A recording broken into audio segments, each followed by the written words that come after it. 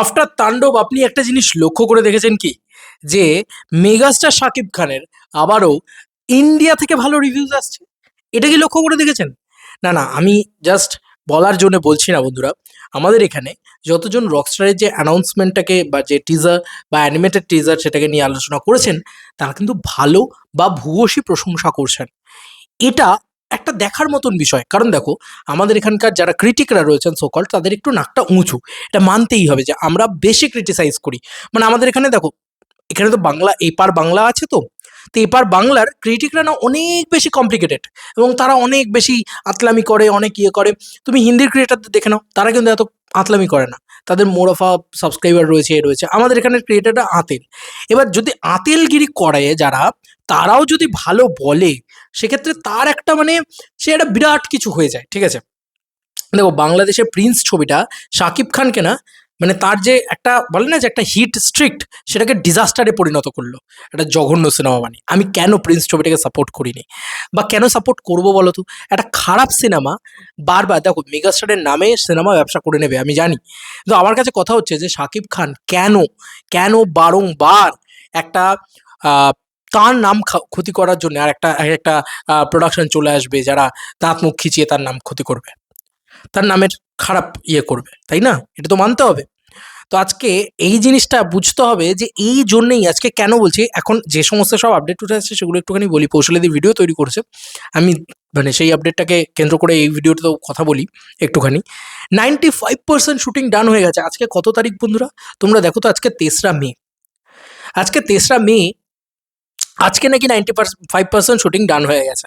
ছবিটা আর 5 থেকে 6 দিন শুট হবে। আচ্ছা চল না ভাই, 10 দিন শুট হোক। ছবিটা কি রিলিজের আগের 2 দিন আগেও শুট করছে? এমনটা কি করছে? করছে না।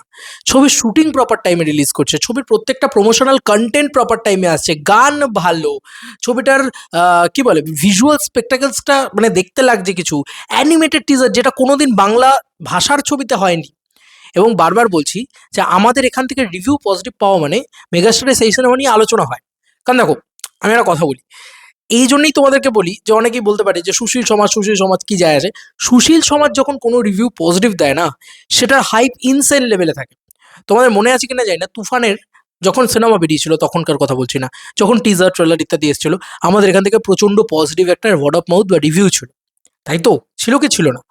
তো সেটার মানে ক্রেজটা আমরা দেখতে পেয়েছি যে কি ম্যাসিভ ক্রেজ ছিল। আমি বলছি না যে রকস্টার তুফানের মতন ক্রেজ আছে, অসম্ভব ব্যাপার, থাকবে না, স্বাভাবিক বিষয়। ওটা রায়হান রাফি, ওটা শাকিব খান, রায়হান রাফি শাকিব খান জুটিটা কোলাবরেট করতে চলেছিল। It is a gangster drama, it is a big film and SBF এর জয়েন্ট ভেঞ্চার, সব কিছু মিলিয়ে একটা ব্যাপার ছিল, আলাদা পয়েন্ট।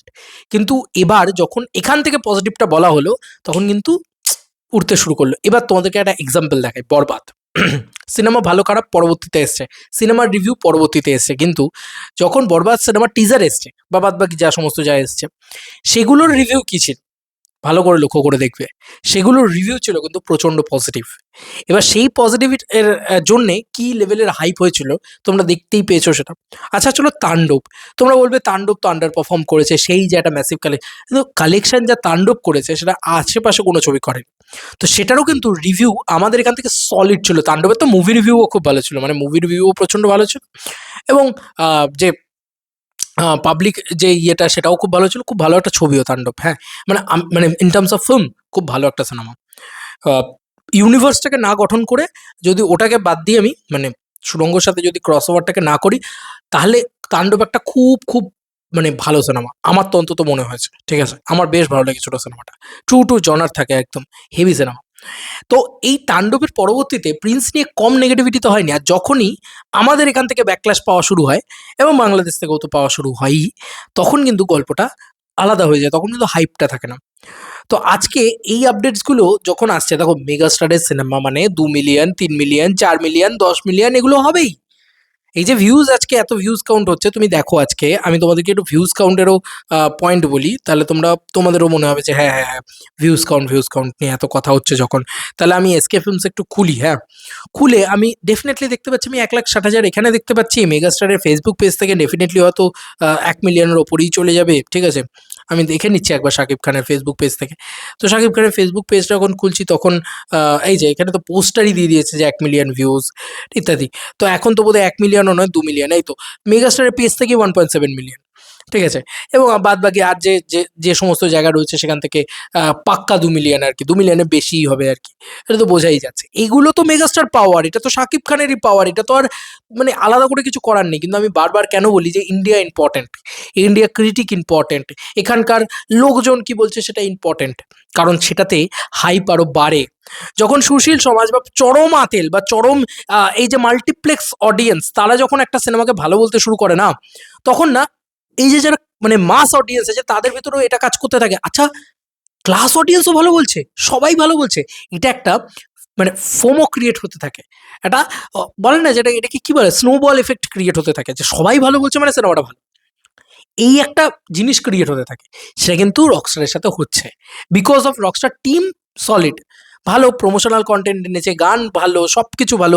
সিনেমার কোয়ালিটি যদি ভালো হয় না, মেগাস্টারকে নিয়ে কেউ ট্রোল করার জায়গা রাখবে না। কারণ মেগাস্টার শাকিব খান দুর্দান্ত অভিনয় করে, এটা নিয়ে আমরা সবাই জানি।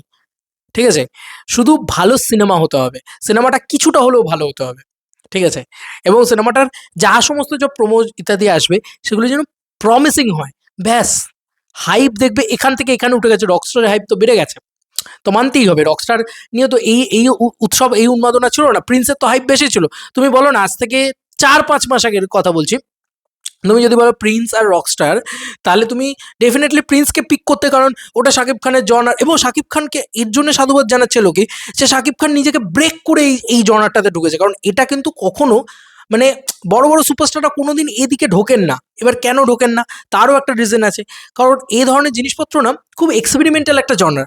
এই জনারে যদি কোনো সুপার হিরো ঢোকেন বা সুপারস্টার ঢোকেন, তারা ওয়ার্ক করে না, তাদের তাদের ছবি সেই লেভেলে ওয়ার্ক করে না। তুমি যদি দেখো, যত আমি বারবার এই কথাটা বলে এসেছি, হয়তো সাইয়ারা হোক বা আশিকি টু হোক, সেখানে সব নতুন নায়কদের দেখতে পাবে তুমি। সেখানে কিন্তু কোনো পপুলার নায়ককে তুমি দেখতে পাবে না। ঠিক আছে? পপুলার নায়ক ইন দিস জনার ওয়ার্ক করে না। তো একটা নায়ক, যে বাংলা ভাষার ছবির সব থেকে বড় নায়ক, শাকিব খানের কথা বলছি, তো সেই নায়ক যখন একটা এরম একটা জোনে ঢুকছে, তার তো কোনো ভয় কাজ করছে না মনের ভিতরে। কোথাও গিয়ে আমার তো তাই মনে হচ্ছে, মানে তার তো কোনো ভয় কাজই করছে না। সে ভালো করে কি করে আরো আরো বেটার করে কি করে সিনেমাটাকে বানাবে, বা কি করে আরো সিনেমাটাকে বেটার জায়গা দেবে, সেটা চেষ্টা করে যাচ্ছে। এবং নিজের মানে এই যে শাকিব খানের ডেডিকেশন, সেটা দেখে রকস্টার টিমও প্রচন্ড খুশি হয়েছে, যে নিজের বাড়ি থেকে ৩-৪ ঘন্টা দূরে দূরে গিয়ে গিয়ে লোকেশনে শাকিব খান শুট করেছেন। তো এটাই শাকিব খান। শাকিব খান নিজের থেকে সব রকম চেষ্টা করেন, সেটা প্রিন্স হোক বা রকস্টার। কিন্তু প্রোডাকশন যদি ভালো না হয়, ডিরেক্টর যদি ভালো না হয়, ডিরেক্টরকে ১০০টা মানে ১০০ কোটি টাকা দিয়ে দিলেও ডিরেক্টর সামলাতে পারবে না। শুধু পরিস্থিতির দোষ দেবে, এটার দোষ, ওটার দোষ, সেটার দোষ। এই আরেনার যে ভিডিওটা বানিয়েছে বস, ওর ভিডিও তো আমার হেভি লাগে। বাট আরেনার একটা কথা বলেছে, তোমরা দেখবে জাস্ট, প্রিন্সেরই তো রিভিউ করেছে, সলিড রিভিউ করেছে, যে শুধু দোষই দিয়ে গেল, সবের দোষ ভাই। তো এইটা হচ্ছে ব্যাপার, যে একটা লোক যে গ্যাংস্টার ছবি করছে, বড় ছবি করছে, মাস ছবি করছে, বড় অ্যাকশন ছবি করছে, সেইখান থেকে সে হঠাৎ করে রকস্টারের মতন ছবি করছে। এটাই তো প্রথম লোকের স্পার্কিং পয়েন্ট, যে আচ্ছা, এই লোকটা তো অভিনয় করতে পারে, এই লোকটা তো ভালো সব দিক দিয়ে চেষ্টা করছে, তো সব দিক দিয়ে এইটা তো শাকিব খানের জন্য ওয়ার্ক করছে কোথাও গিয়ে, তাই না? আমার তো কোথাও গিয়ে এটাই মনে হয় যে এটা ওয়ার্ক করছে শাকিব খানের। এবং আরও একটা জিনিস যেটা আমার ব্যক্তিগত পরিসরে মনে হয়, সেটা হচ্ছে যে অ্যানাউন্সমেন্ট টিজার বা অ্যানিমেটেড টিজারটা না খুব ভালো হয়েছে, খুব প্রিমিয়াম হয়েছে দেখতে। বাংলাদেশের থেকে আমরা এমন কিছু এক্সপেক্ট করি না। এবং আজমান রুশোর কাছ থেকে তো আমি সত্যি বলছি, ডিরেক্টরকে চিনিই না, ডিরেক্টর কোনো কাজই দেখিনি আমি। He is not a Raihan Rafi না অলসো।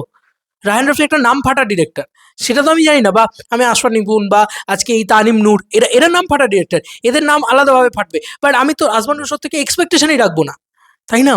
সেটাও তো এই ছবিটার জন্য ফরে কাজ করবে। তো এই সব কিছু মিলিয়ে কিন্তু এই ছবিটার জন্য ফরে কাজ করছে সব কিছু।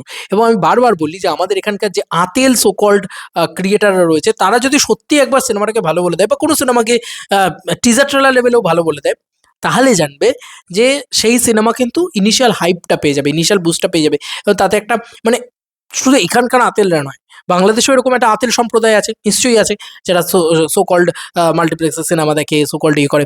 তারাও যখন ভালো বলে না, যখন যারা মানে ক্লাস অডিয়েন্স আছে, তারা যখন ভালো বলতে শুরু করে, মাস অডিয়েন্সও ভাবে আরে সালা, ক্লাস অডিয়েন্সেরও ভালো লাগছে, আমাদেরও ভালো লাগছে, এরম ছবি বানিয়ে ফেলেছে। তো তখন কিন্তু হুড়মুড়িয়ে যেতে শুরু করে। এটার এক্সাম্পল তুমি তুলে দেখে নাও, তুফান রয়েছে, এটার এক্সাম্পল তুমি তুলে দেখে নাও, এ রয়েছে, কি যেন বলে, বরবাদ রয়েছে। এগুলো সব বড় বড় এক্সাম্পল। ফাইনালি আমার মনে হয় রকস্টারও সেই রকম একটা এক্সাম্পল সেট করতে চলে যায়। যাই হোক, এইটাই ছিল আমার মতন, মানে আমার মতন করে আমি বললাম, আমার যেটা মনে হলো দেখে, এবং আমি যেটা ফিল করলাম সেটাই বললাম। Honestly heart to heart connection করলাম, কোনো স্ক্রিপ্টেড আমার কখনোই হয় না, যেটা আমার মন চাইলো সেটা বলে দিলাম। তোমাদের কি কার কি মতামত জানিও কমেন্ট সেকশনে। চলো বন্ধুরা, নতুন কোনো ভিডিওতে দেখা হবে, বাই বাই।